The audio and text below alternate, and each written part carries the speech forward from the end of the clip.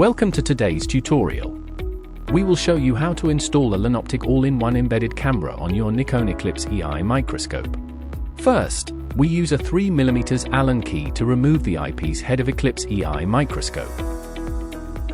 Next, we will install the camera. The Lanoptik All-in-one Embedded Camera is a perfect fit for the dovetail mount of Eclipse Ei and can be directly attached to the body.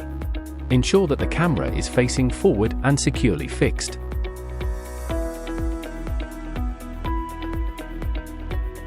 And then, we use a 3mm Allen key to attach the eyepiece head of Eclipse Ei microscope.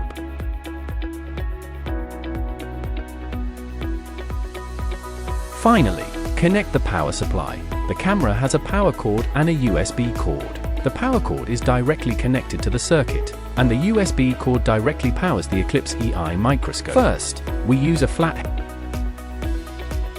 Now we have got the camera installed on the Nikon Eclipse Ei microscope. Just turn on the camera and explore the microscopic world.